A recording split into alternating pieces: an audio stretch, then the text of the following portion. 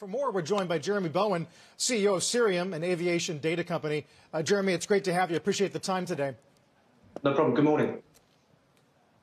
I know one of the things you're pushing is this idea that cancellations make a lot of news, and they're obviously disappointments for the travelers themselves, but it's probably not the story going forward. Why is that? Yeah, it's interesting. I mean, particularly this time of year with Christmas and holidays, people do feel very emotional when their flights are cancelled, and everyone understands that.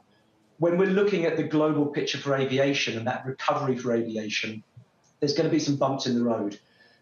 It's not easy running an airline at the best of times in terms of weather, in terms of pilot shortages, and now with all the staff obviously going off with having to self-isolate, it's been a bit of a sticky time.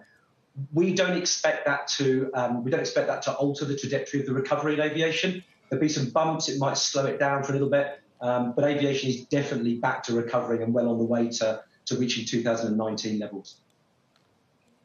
Yeah, your view on global capacity is that we might get back to levels from the middle of this past decade, I think by the end of this year. I wonder, is that because public health clouds sort of dissipate, or have they gotten so much better in operating in an even more challenging environment? Well, yeah, we were saying that our expectation by the end of 2021 is that we'll be back to we'll be about 31% below from a capacity perspective where we were in 2019. So we've still got a way to go. However, at the start of the year, it was 55% below. We were half the size we were in 2019 pre-pandemic. So there's been great leaps and strides made in 2019, but made in 2021. It's particularly been driven by domestic travel. So there's a lot of countries where domestic travel is back to where it was pre-pandemic. Russia is back. The US market, domestic market, is virtually back. China has been back, had a couple of wobbles, but they're back, and a lot of those countries are following it. So that capacity growth is being driven by domestic. Long haul and international have still got a way to go, but we think that by the end of 2022, our outlook is saying that we'll just be with 15% below 2019. So we're not quite going to make it in 2022, but 2023 is when we expect it to be back to be pre-pandemic. Jeremy, what do you think this all means in terms of ticket pricing? Are airlines in the position to raise prices as the rest of the economy also faces inflation right now? That's a really good question. And I think you're seeing a lot of volatility now. And I think you'll still see that volatility heading into the future. We've got flights that have been returning or been arriving into the UK from the US before the borders opened with 30 people on them. We've also seen leisure flights which are overbooked. So there's still a lot of volatility in terms of what airlines can be pricing. And the challenge they have is that people are booking those flights much closer to the date they want to fly.